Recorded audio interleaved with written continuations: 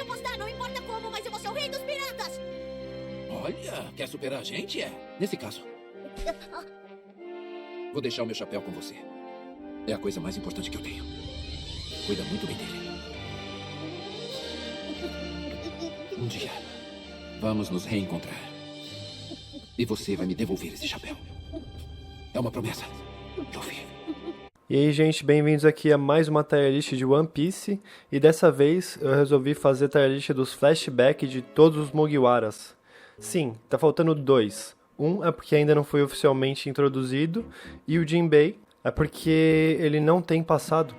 Na verdade, ele tem um flashback, só que não mostra o flashback dele criança. E agora que eu me toquei, ele é o único que não tem um flashback triste, que não seja só dele, né? Porque tem um flashback do Fisher Tiger lá. Só que eu resolvi fazer tier list do flashback só dos Mugiwaras principais. E pra você ser um Mugiwara, você precisa ter um passado triste, né? Tipo, vocês estão vendo as fotinhos aqui, metade tá chorando, tem uns quase morrendo e outro tá assustado, que é o Frank. Já vou pedindo pra você deixar seu like aí, que ajuda demais, e se inscrever, se não for inscrito ainda, que isso é o mais importante. Bora passar de 300 mil inscritos, velho, estamos quase chegando. Faça parte aí da tripulação do Gohan Plays. E assim como alguns vídeos de tier list, esse meu é com um roteiro. Eu vi o passado de cada um de novo, porque com certeza eu não ia lembrar de tudo. Então demorou muito pra fazer esse roteiro, ver todos os episódios de novo. Deu aquele trabalhinho especial pra ficar mais legal o vídeo pra vocês. Então bora começar aqui pelo passado do Luffy, nosso querido protagonista. O passado do Luffy é mais simplesinho, é o primeiro que mostra. É legal porque é introduzido o Shanks, acho que foi a primeira vez que o Shanks apareceu. No mangá já começa com esse flashback. Já começa com o Luffy pequenininho, mostrando como ele ganhou a cicatriz. Foi pra mostrar também como que ele comeu a Gomu Gomu no Mi, né? Como ele ganhou os poderes dele de borracha. Era uma fruta que o Shanks pegou, que a gente só vai descobrir lá no capítulo 1000 e pouquinho. Que o Shanks roubou de um barco da marinha, mano. É muito foda isso. Tem uns piratinha lá bosta que, tipo, tem 10 mil de recompensa e acha que é muito foda. Aí eles invadem o bar que o Shanks tá e o Luffy tá. Aí dão uma surra no Shanks, por causa que ele bebeu todas as bebidas. Sendo que o Shanks oferece para ele, só que o piratinha fica puto lá, bate no Shanks. E o Luffy fica puto, né? Tipo, por que você não bateu nele de volta, não sei o quê. Aí o Shanks todo sujo lá, porque o cara jogou bebida nele. Começa a dar risada junto com todo mundo da tripulação.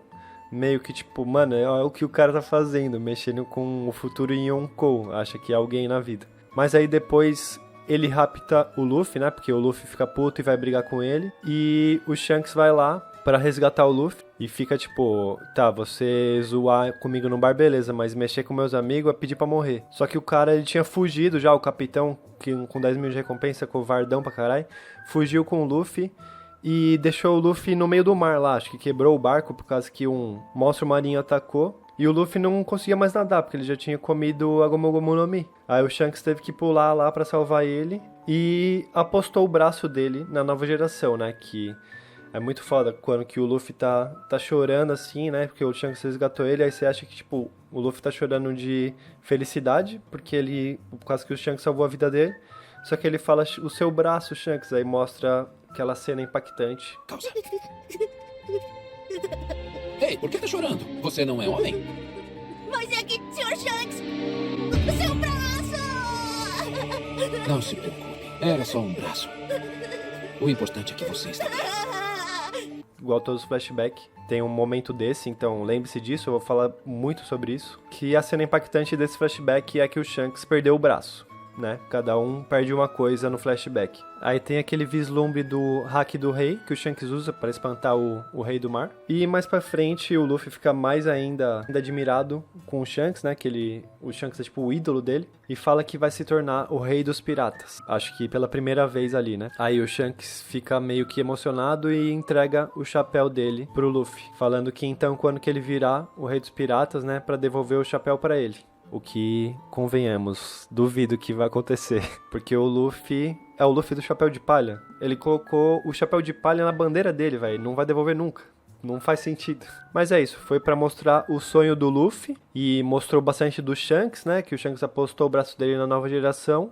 E é emocionante, gente. Vai ter uns que vai ser bem mais que isso, né? Tipo, é um passado bem simples, o do Luffy. E agora o Zoro. Começa como se o Zoro fosse, tipo, um mendigão da rua, ele vive no mato, né, que ele tá com uma palhinha na boca. Do nada ele encontra um dojo, ele queria desafiar o dojo, né, do lado de espada, que ele já era espadachim. E se ele ganhasse, ele ia levar a fachada do dojo. Tipo, mano, pra quê? Daí o dono do dojo fala, tá, e se você perder, você vai se juntar a gente. Tá bom, beleza. Aí ele enfrenta a Kuina, que é a filha do mestre do dojo, que era a mais forte de todas. Ela ganhava até dos adultos do dojo. Aí, óbvio que o Zoro perde.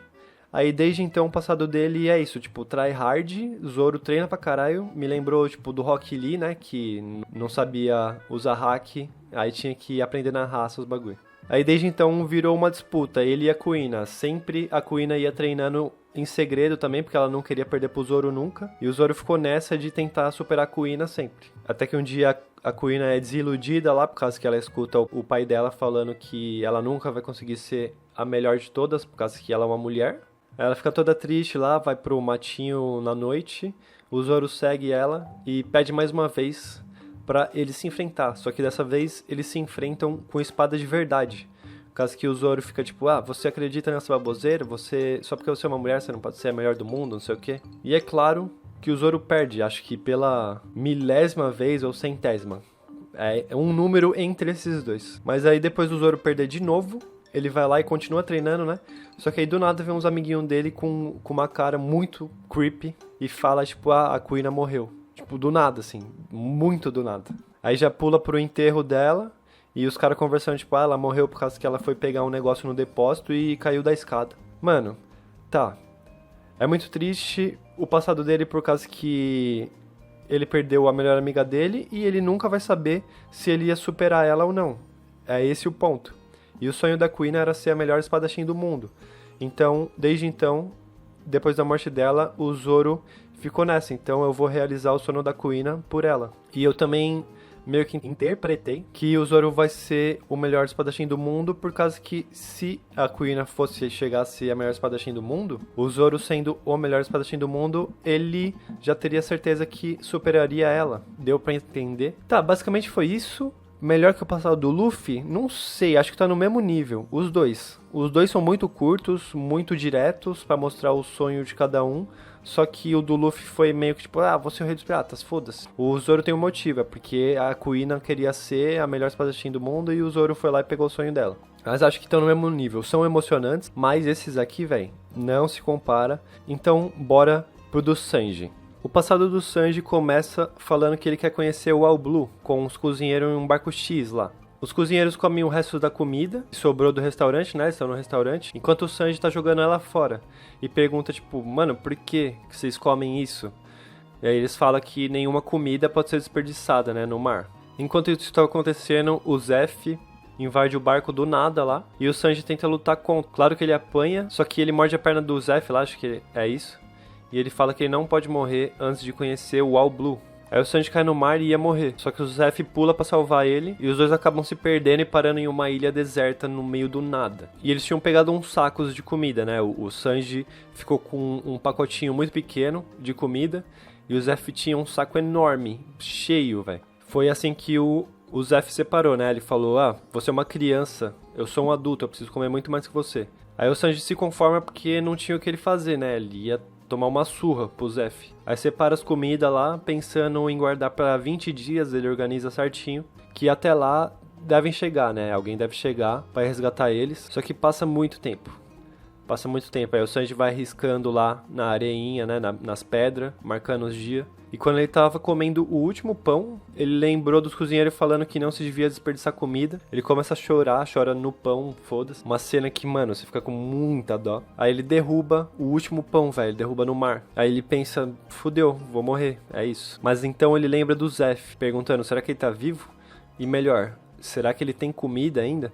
Então o Sanji vai rastejando atrás dele lá, porque ele tá quase sem força. Ele tava muito magro. Aí o Sanji chega, né, pelas costas. Ele ameaça ele com uma faquinha, acho que era uma faquinha que ele tinha. Aí o Sanji rasga o saco grande de comida lá do Zeff. E na verdade, o que cai não é comida, é ouro. São os tesouros que eles tinham pegado do outro navio. Aí o Sanji fica sem entender nada, né, tipo, ele cai no chão, começa a tremer.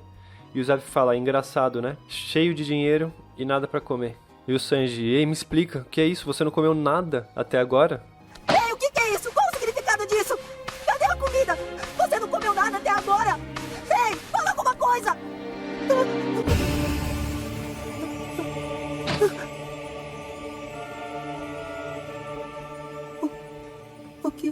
com sua perna.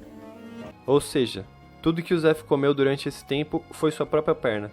Sim, gente, no anime não foi isso, mas no mangá foi isso. Então, no mangá é muito mais impactante, velho, muito mais. No anime ele perde a perna salvando o Sanji lá, por causa que o Sanji ia morrer afogado e a perna do Zef prendeu no barco. Aí ele cortou a perna dele lá pra salvar o Sanji. E no anime é como se ele não tivesse comido nada. Mas, mano, ele comer a própria perna é muito mais impactante, meu Deus. Aí o Sanji pergunta, a comida que você me deu era tudo que tinha? Sim. E sem sua perna, você não pode ser um pirata. Não. Por quê? Porque você me ajudou tanto. Aí o Zef fala, você tem o mesmo sonho que o meu. E o Sanji fica, mas nem sua tripulação acredita nisso? Por causa que o Sanji falou isso lá no barco, né? E a tripulação do Zef começou a dar risada dele por isso. Aí o Zef diz pro Sanji que agora ele deve seguir o sonho dele por ele. Que quando a hora chegar, é pra ele ir pra Grand Line. E a hora chegou, né, com o Luffy. Mas voltando pro flashback, o Zef então pensa em criar um restaurante no meio do mar. Era tudo que ele queria agora. Porque imagina, se tivesse um restaurante no mar, aí eles não iam morrer de fome, né, nesse momento aí. E jura que se ele sobreviver, vai dedicar a vida dele a isso. Então, finalmente, aparece um barco e o Sanji começa a gritar pra ele salvar eles, né? E acabou o flashback do Sanji, foi isso. O pior é que a gente nunca vai saber quem foi o Mito que salvou eles. Por causa que ele salvou o melhor personagem de One Piece. Você tem noção disso? Na minha opinião, né? Então eu fico entre o chorei e acabou comigo, mas é que tem uns que, mano... calma que a gente vai chegar lá e qualquer coisa eu reorganizo a tier list no fim. E o passado do Sanji também me ensinou bastante, velho, a valorizar a comida, né? Sério, tipo, mudou minha vida, mano. Desde que eu vi o passado do Sanji, eu nem desperdiço mais comida do meu prato, eu raspo o prato. É incrível, né, como que One Piece tem esse poder, meu Deus do céu. One Piece é a minha bíblia. E lembrando que vai ter gente que vai falar assim, ah, mas o Luffy e o Sanji tem 2 passados, por que não tá mostrando eles? Por causa que, primeiro, esse vídeo é pra mostrar o passado principal dos Mugiwaras, tá bom? Se esse vídeo der bom, eu vou fazer mais tier list dos passados e um passados parte 2, né, que tem vários passados legais. Tem o flashback do Lau, tem esse mesmo do Sanji, né, outro do Luffy, Sabo e Ace, do Oden. Mano, vários flashbacks foda que com certeza eu vou fazer tier list deles um dia. Beleza, agora o passado do Usopp. Eu vou literalmente contar o passado inteiro do Usopp em, sei lá, contem aí quanto tempo. Logo depois do pai dele sair da vila para se tornar um pirata com o Shanks, a mãe do Usopp ficou doente e morreu. Seja corajoso como o seu pai foi. Foram as últimas palavras dela, pelo menos foi o que mostrou no anime, né? Então o Usopp sempre esperou seu pai voltar pra vila para buscar ele e levá-lo ao mar. Mas isso nunca aconteceu. É isso. Esse foi o passado do Usopp. Mano, tem uns passados que foi contado em um episódio, né? Tem passados que foi contado em uns 3 episódios. Tem passado do Usopp, que foi contado no final de um episódio em, tipo, 2 minutos. Por isso que é só isso. Mano, foi basicamente falando, a mãe dele morreu, ele é um órfão, o pai dele abandonou ele, é isso. Só isso. Mano, é óbvio que é triste, mas, tipo assim, não teve nenhum draminha. Simplesmente falou, ó, aconteceu isso, beleza? Aí mostrou uma foto da mãe do Usopp doente na cama. Agora bora pra Danami. Ok, no passado da Nami, primeiro que é o primeiro que tem mais de um episódio, né? São 3 episódios, se eu não me engano. E começa a ficar muito mais complexo e triste os flashbacks do Mugiwara. A Nami vivia com a Belmeri, que adotou ela junto com a sua irmã de consideração, a Nojiko. Elas eram muito pobres. E a Nami roubava as coisas da vila porque não tinha dinheiro para comprar. E por a Nojiko ser a mais velha, as roupas antigas dela eram customizadas pela Belmeri e passadas para Nami. Certo dia elas discutiram porque a Nami estava cansada de receber as roupas usadas dela e ela queria umas roupas novas. Então a Nojiko disse que ela tem que aceitar a lógica. Por ela ser a irmã mais nova, óbvio que ela vai receber as roupas da irmã mais velha depois. Que mesmo assim, também eram usadas. Ou seja, a Nami pegava a roupa usada da usada. E a Nami briga falando que ela nem é a irmã dela de verdade. Aí tem aquele climão, né? A Belmeri dá um tapa na cara dela por isso. E ela começa a chorar, dizendo que isso se aplicava a Belmeri também, que não era a mãe dela de verdade. Que ela e a irmã só atrapalharam a vida da Belmeri. Que a Belmeri podia ser livre e ter dinheiro se não fosse por elas. E que preferia ter sido adotado por uma família rica. A Belmeri fica puta e fala que se ela pensa assim, pode ir embora, a porta tá aberta. Então a Nami sai chorando de casa dizendo que não voltaria nunca mais. A Nojiko tenta contornar as coisas, né? Dizendo que a Nami não disse aquilo por mal. E a Belmer disse que ela também foi muito imatura. Então ela pede pra buscar a Nami, que iria cozinhar algo bem gostoso. O capitão da vila encontra a Nami e começa a explicar, né, dizendo que a Belmer ganhou uma razão na vida para continuar vivendo quando encontrou a Nami e a Nojiko. Mostra então o passado da Belmer, né, que ela estava numa missão, quase morrendo, uma missão da marinha, por causa que ela era marinheira. No meio da guerra ela encontrou a Nojiko carregando a Nami, bebezinha. Duas meninas órfãs, né, tipo, tinha acabado de virar órfã, pelo menos foi o que deu a entender. Então ela resgata as duas e leva pra vila de volta. Ela meio que adotou elas, né, começou a cuidar delas desde então e se aposentou da marinha. Aí voltando pro presente, vulgo não presente, flashback da Nami. Quando a Nami tá voltando pra casa, já feliz, né, esqueceu tudo aquilo, porque criança é assim, o Arlong invade a vila e diz que a partir de agora era domínio dele. E quem quisesse continuar vivo teria que pagar mensalmente 100 mil berries e as crianças 50 mil. A Nami e Nojiko escutam, né, e ficam extremamente preocupadas porque era muito dinheiro para elas. Na verdade é muito dinheiro para qualquer um ali, né? Mas os outros da vila conseguiriam viver, só que a Belmer e a Nami e a Nojiko com certeza não. Depois do Arlong ter coletado de todo mundo, ele vai até a casa da Belmer. Aí ele bate a porta lá, né, a Belmer fica meio na espreita, ela percebe que é um pirata, por causa que ela era da marinha, e já sai apontando a arma na boca dele, velho, dentro da boca, literalmente. Aí tem uma treta entre os dois lá, o Arlong começa a dar risada e, tipo, morde a arma, quebrando a arma, mostrando que ele é muito forte, que, tipo, era uma piada para ele, aquilo lá. Aí o Arlong fala pra ela pagar, né, por essa treta toda dela ter ameaçado, ele quebra o braço da Belmer. E um velho lá segura a Nami e a Nojiko avisando pra elas que seria melhor que fugissem da vila. Porque senão a Belmer ia ter que pagar 200 mil por ela e pelas garotas. E o Arlong fica tipo, a mesa tá arrumada pra 3 pessoas, então vocês estão em 3? Aí o capitãozinho lá, o capitão da vila, ele fala, não, a gente tava vindo aqui, ela convidou eu e mais um. Aí o Arlong tipo, beleza. Então a Belmer paga 100 mil pro Arlong. E a Nami e a Nojiko de fundo vendo, né, tipo, chorando, pensando, tipo, elas vão ter que ir embora, por causa que a mãe delas pagou, né, pra ela só, e é melhor elas ir embora, senão ela não vai ter dinheiro pra pagar. Mas então, quando o Arlong tava indo embora, a Belmer fala que esse foi o pagamento pelas filhas dela. Então a Nami e a Nojiko voltam correndo, chorando pra Belmer. Meu Deus, esse passado é emocionante demais, velho. Eu falando, lembrando, tô quase chorando aqui, velho. Puta que pariu. Tá bom, vamos embora dessa vila. Volta aqui! Vamos embora, desse jeito a Belmer vai ficar sã e salva. Quem disse que eu paguei a minha parte? Os 100 mil que eu dei são pelas minhas filhas. Eu tô sem nenhum tostão.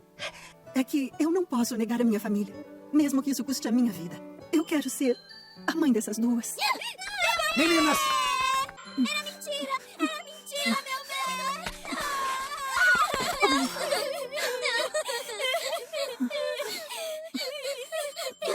Então o Arlong mata a Belmer, né, por não ter pago a parte dela. E a Nami entra forçadamente na tripulação do Arlong pra fazer os mapas para ele e ganhar dinheiro pra poder sobreviver, né. Que o Arlong acaba descobrindo, né, que ela sabia desenhar bem mapa e pega a Nami lá. Ela volta com uma tatuagem do Arlong nos braços, velho, tipo, falando que entrou na tripulação do Arlong agora. E, meu Deus, velho, o passado da Nami acabou comigo. Ela foi escravizada. Ela perdeu a mãe na frente dela. Meu Deus, velho. Meu Deus do céu. Ai, o passado da Nami. Vocês entenderam porque eu não deixei o Sanji aqui, né? Por causa que o Sanji eu chorei. Não acabou com o meu psicológico. Agora, o flashback do Chopper. O Chopper, no começo da vida dele, foi basicamente o patinho feio. Ele era excluído pelas outras renas por ter o nariz azul. O único, né, que tinha o nariz azul. E depois dele comer a Akuma no Mi, elas começaram a tratar ele como um monstro, de verdade. E expulsaram ele de vez. Mas o Chopper ainda queria ter companheiros. Então ele foi atrás de uma vila. Eu preciso de um companheiro. Ele tentou entrar na vila de forma humana, né, de boas, tranquilo, na paz. Mas mesmo assim tinha uns traços de rena. E foi tratado como um monstro de novo. Aí começaram a dar uns tiros nele e tentar matar ele, caçando ele. O Dr. Hiluluk era um médico maluco que queria ajudar todo mundo da vila, só que ele fazia tudo errado, mas ele transformou um maluco num sapo. Aí ele encontrou o Chopper quase morrendo, no meio da neve. Curou o Chopper e meio que adotou, né, o Chopper. O Hiluluk também queria ser um pirata para conhecer o mundo e para poder curar mais pessoas. Que ele fala pro Chopper, né, que onde eles estavam ali, mano, não era nada comparado ao que é o mundo, a ilhazinha que eles estavam. Então eles passam bastante tempo juntos, né, o Hiluluk tentando salvar as pessoas da vila, né, e só fazendo merda, sendo caçado, porque o pessoal do Apple era contra a medicina, eles tinham a própria medicina lá. E caçavam os médicos. Então depois de um tempo, né, que o Dr. Hiluluk terminou de cuidar dos ferimentos do Chopper, ele expulsa o Chopper, falando que agora ele se curou, não tem mais motivo pra continuar com ele. E, mano, tipo, bateu a porta na cara do Chopper, velho, tadinho. A gente fica sem entender nada e fica puto, né, com o Hiluluk. Tipo, mano, por quê? Aí depois a gente descobre que era porque ele tava com uma doença e queria morrer em 10 dias. Só não entendi porque que ele tinha que expulsar o Chopper por isso. Mas o Chopper escutou a conversa da doutora Doctorine e do Hiluluk e descobriu que ele tinha essa doença. Então foi atrás do cogumelo Amildak. O Chopper presumiu que tinha uma cura milagrosa. Por causa que o Hiluluk, quando falava da bandeira pirata dele, que tinha uma caveira, né, com os ossos cruzados, o Chopper entendeu que significava esperança, né? Essa caveirinha, por causa que ele falou tão feliz dessa bandeira, que tem a caveirinha. Aí o Chopper viu no livrinho do Hiluluk esse cogumelo e tinha a caveirinha, a mesma caveira, né? Com os ossos cruzados do lado do cogumelo. O que na verdade significava que era venenoso. Mas o Chopper era muito inocente e entendeu errado. E mesmo assim, o doutor faz uma sopa com esse cogumelo e toma pro Chopper ficar feliz. E também porque ele ia morrer de qualquer jeito. Porque o Chopper chegou lá entregando o cogumelo, mano, todo ferrado. Tipo, o Chopper basicamente quase perdeu a vida pra pegar esse cogumelo pro doutor. E eu também vou lutar, assim como um pirata. Uma rena pode virar pirata? É claro que pode. Pode sim, seu grande bobão. O sonho do Hiluluk era fazer as flores de cerejeira florescerem na ilha. E nos seus últimos momentos, quando ele tava, tipo, abraçando o Chopper dele ter pegado o cogumelo, ele conseguiu terminar a pesquisa para que isso acontecesse. Então ele foi entregar pra doutora e explicou tudo. E também pediu para que ela cuidasse do Chopper e ensinasse medicina para ele. A doutora ficou puta, né? Ficou tipo, mano, ensina você, velho, porque eu, não sei o que, tem que cuidar desse merdinha aí. Mas aí ele conta, né, que tomou a sopa de cogumelo e vai morrer hoje, tipo, daqui, sei lá, 1 hora. Então ele, no fim da sua vida, é enganado pelo Apple, que diz que havia muitos doentes lá no castelo, só que na verdade não tinha nenhum doente, era uma armadilha pra matar o Hiluluk. E o Hiluluk fica feliz por isso, tipo, ainda bem que não tem nenhum doente. Ele fica feliz porque não tinha nenhum doente ali, velho, por ter sido enganado. Aí quando que estavam pra atirar no Hiluluk, né, o Apple ordenou que matassem ele, o Hiluluk fala, pera aí. Ele fala um discurso muito foda. Ele fala, vocês não podem me matar, por causa que um homem só morre quando é esquecido. Meu Deus, velho. Esse aqui foi o momento do flashback. Chorei, mano. Meu Deus, que episódio. E que frase, né, velho? O homem só morre quando é esquecido. Muito foda. Aí basicamente acabou aí. Aí o Chopper vai tentar salvar ele, né, só que o Buffalo segura o Chopper, fala que não, mano, é melhor você ir embora, você vai morrer se for lá, não sei o que. E a Doctorine começa a cuidar dele. Meu Deus, não acabou comigo, mas eu chorei. Cara, tá um pé, não acabou comigo, porque quase acabou, mas realmente. Mas, mano, o passado da Nami e o que tá por vir, vocês vão entender. Beleza, o passado do Frank agora. O passado do Frank já começa com ele em um naviozinho que ele construiu chamado Battle Frank. Foi o 8º que ele fez. Ele tá fugindo de um rei dos mares, ele vivia com um iceberg, a sereia mais velha lá e o Tom, um tritão, o maior construtor de navios do mundo. Ele construiu o navio do rei dos piratas, Gold Roger. E ele foi condenado à morte por isso. Foi um navio tribunal lá e condenou ele à morte por isso, por ele ter construído o navio do rei dos piratas. Mas ele faz um acordo com o tribunal. Ele iria construir um trem no mar para salvar o comércio de Water 7. Por causa que o comércio tava muito na merda, tipo, o Water 7 tava muito pobre por causa que eles não estavam conseguindo chegar até a ilha. Aí então ele ganhou 10 anos de condicional para construir esse tal trem. Mas o Frank ficou muito puto com isso, tipo, ele fala, você fez um navio que deu a volta na Grand Line, um feito incrível desses. Porque alguém que fez algo tão incrível foi condenado à morte. Aí enquanto o Frank tava trancado no quarto, faz rebelde, né? O Tom começa a contar como ele encontrou o Frank. Ele encontrou o Frank nas sucatas de Water 7 e falou que ele foi abandonado pelos pais, por causa que os pais dele achavam que ele era uma peste. Aí tacaram ele pra fora do barco. Os pais deles eram piratas de uma ilha qualquer, tipo, eram uns piratinha bosta aí da Grand Line. E o Tom admira o Frank, porque apesar de ter sido abandonado pelos pais desse jeito, ele não é um revoltadinho qualquer, né? Então, 10 anos depois, já com o trem construído e tudo dando certo, o governo veio atrás do Tom, dessa vez por conta da arma ancestral Pluton, que é um poderoso navio de guerra. Certo dia, o Tom mostrou as plantas do Pluton pro Frank e pro Iceberg e passou conhecimento pra eles, porque imaginou que poderia dar bosta pra ele, né? O Frank achou muito foda, mas o Iceberg e o Tom disse que se algo assim existisse, seria o fim de tudo. Deveras intrigante, né? Porque a gente não sabe muito sobre as armas ancestrais. Aí, como vocês sabem, o Frank vivia construindo os navios de batalha dele. Aí, nesse momento, né, 10 anos depois, já estava no número 35. Aí, quando o navio tribunal veio para julgar o Tom de novo, o Spadan, que queria as plantas do Pluton, né?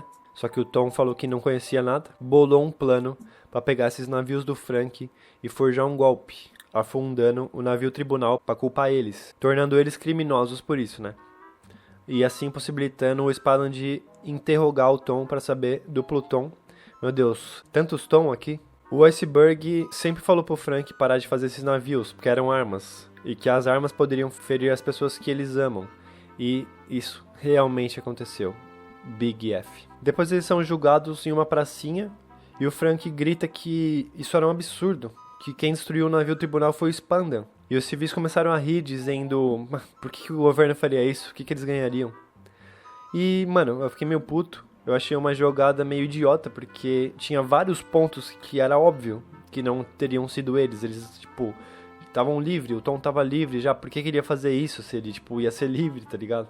E os civis mesmos, velho, eles viram o Tom com um fucking arpão no peito dele. Que, tipo assim, teoricamente foi atacado pelo próprio Frank. Você acha que o Frank ia fazer isso, mano? Os cidadãos sabem que o Frank era o filho do maluco. E assim como todos os pais, nos respectivos flashbacks, o Tom dá um discursinho de lição de moral. Ele deu um soco no Frank pela primeira vez na vida.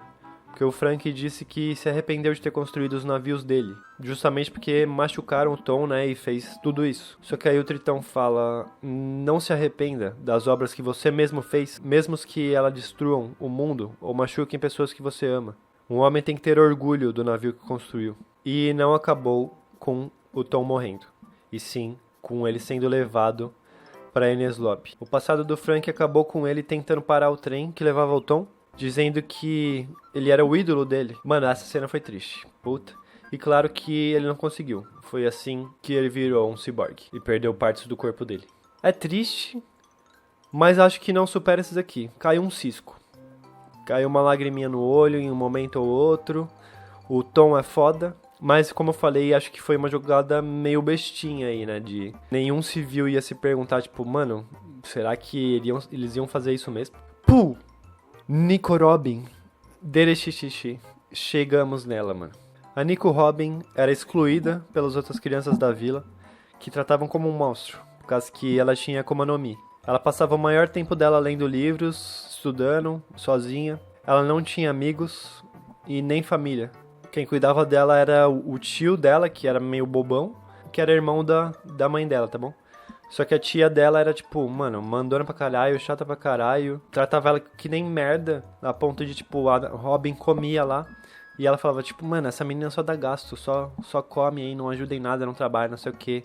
Tipo, era um peso na vida dela, mano, coitada da Robin. Que como a mãe dela viajou a trabalho, né, deixou com o tio. A Robin nem lembra do rosto da mãe dela por conta disso, que ela era muito pequena. E a Robin virou arqueóloga ainda criança. Ela queria descobrir o segredo da história em branco, / século perdido. Mas os arqueólogos de Ohara eram contra isso. Ohara era a ilha que ela ficava. E proibiram ela de fazer, porque o governo fez uma lei que era permitido matar quem souber ler os poneglyphs. Na verdade, tipo, era proibido saber ler poneglyph, senão você ia ser sentenciado à morte. Depois de um tempo, Jaguar de Sol, ele aparece na ilha do nada, e a gente não sabe porquê, né, tipo...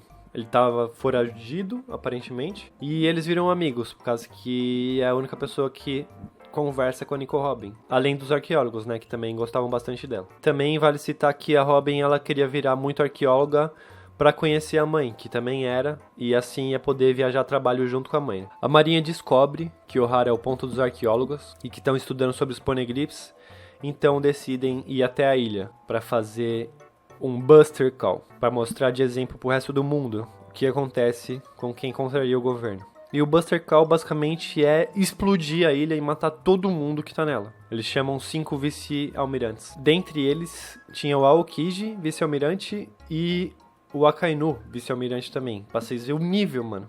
Aí depois a mãe da Robin aparece na ilha lá, né? Pra explicar o que ia acontecer, que estavam atrás dela, que ia dar bosta. E a Robin vê.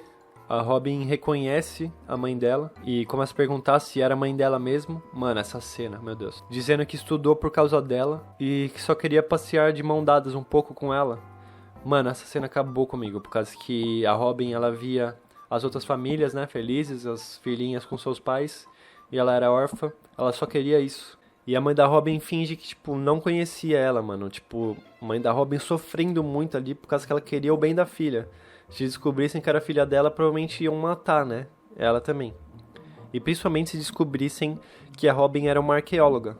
Que o vozinho lá, o Sr. Clovis, vou chamar ele assim, acho que era isso. Na verdade era Dr. Clover, né? Sei lá.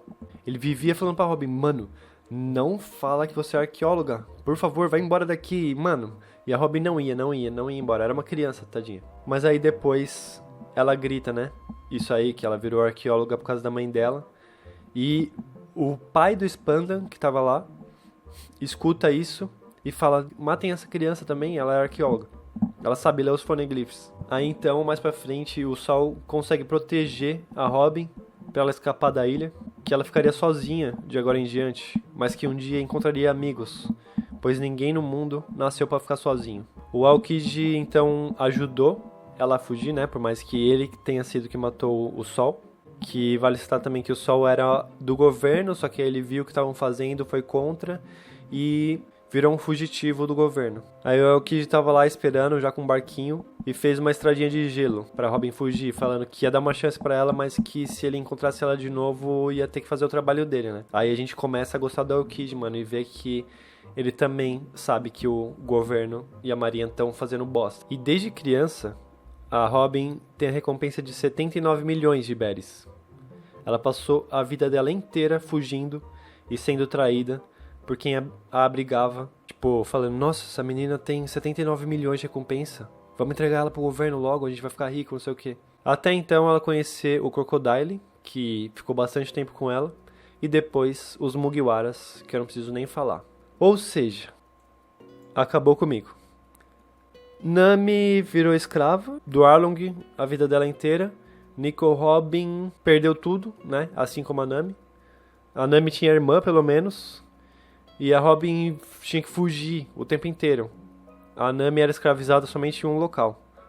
Ou seja, o passado da Robin acho que acabou mais ainda comigo. E olha essa criatura, velho. Como é fofa. Ela falando Derechi. Cada momento que a Robin aparecia, eu falava, meu Deus, muito fofa. Agora, finalmente, no último, o passado do Brook, que é o único que não é criança, né? Não mostra ele criança. O passado do Brook já começa com ele tendo 38 anos. Mas mesmo assim, como todos os Mugiwaras, é um passado triste. Mostra como ele e a tripulação dele, e ele era um músico, tá? Da tripulação, não um capitão. Conheceram a baleia Labum, filhotinha. E que coisa fofa, meu Deus do céu. Eles se apegam a ela, virando meio que o pet da tripulação. Uma hora ela salva eles, outra hora eles salvam ela. Mas quando eles estão chegando perto da Grand Line, eles precisam abandonar ela, para ela não correr perigo. E já deu vontade de chorar só por abandonarem uma baleia filhote, mano. Só One Piece pra fazer você chorar por uma baleia e por um navio. Sério, literalmente só One Piece. Mas depois que eles cruzaram uma Grand Line, ela apareceu lá do nada, toda machucada. Ou seja, cruzou junto deles do mesmo jeito. Só que o Brook conversa com ela de novo, explicando que ela não pode ir junto, que eles não se veriam mais. E o capitão do Brook aparece lá, né, pra tentar conversar também, e diz que eles se veriam sim. Em 2 ou 3 anos, eles dariam a volta na Grand Line, e iriam se reencontrar com a Labum. Então disse pra ela esperar ali junto com o Crocus, né, que a gente conhece a Labum em One Piece logo depois que o Luffy entra na Grand Line. Ok, esse foi o plot da Labum. Agora, a parte triste. O capitão do Brook pegou uma doença contagiosa e não pôde continuar a jornada com eles, então ficou pra trás lá. E eles continuaram sem o capitão. Só que um dia, eles foram atacados por sabe-se lá o quê, não falo, mas acredito que foi por outros piratas, né? no meio do Triângulo das Bermudas, que usavam veneno nas lâminas das espadas, então todos ali iriam morrer lentamente. Mas o Brook pega uma concha que grava os sons para eles gravarem uma última música para Labum. Como o Brook tinha a fruta da ressurreição, ele iria realizar o sonho de todos da tripulação e reencontrar a Labum por eles. E assim mostrar a música para ela, né? E eles falam, tipo, vamos cantar felizes, né? Tipo, não vamos fingir que a gente tá morrendo aqui. E todos os flashbacks do Mugiwara, como eu já falei, tem a parte que te desaba emocionalmente. A do Brook é quando eles estão cantando essa música, né? Que é Sake no Binks, a música mais famosa aí de One Piece. E a tripulação começa a morrer enquanto eles estão cantando. Aí o Brook tocando piano fala, ué, cadê o resto? Viramos um quarteto? Mais um cai. Trio? Mais um cai. Dueto? O último cai. Solo? E ele começa a chorar. Ai, meu Deus do céu, velho. Meu Deus do céu. Acho que na frente do Chopper, mas, mano, o passado da Nami e da Robin não tem como. E assim ficou o flashback dos Mugiwaras. Essa é a minha opinião. Falei bastante, né, sobre os passados aqui. Deu um vídeo bem longo. Então deu um puta trabalho, mano. Espero que não me deem copyright nem nada do tipo. Toei, Sueisha, por favor, não coma o meu tobinho com farofa. Comenta aí, né, o que você achou. Você acha que é justo? Se mudaria alguma coisa? Mais pra cima, mais pra baixo? Claro que eu conheço vocês vão falar, por mim todos eram acabou comigo. Mas eu preciso ser balanceado aqui, né? Eu preciso balancear um pouquinho. É claro que esses aqui acabou comigo também, só que, mano, elas acabou muito mais. Deixa o like, se inscreve aí, bora 300 mil, porra. Se eu já passei de 300 mil, se inscreve aí mesmo assim, porque bora, mano. Entra na tripulação aí do Rei dos Piratas Gohan Plays. Falou, até a próxima.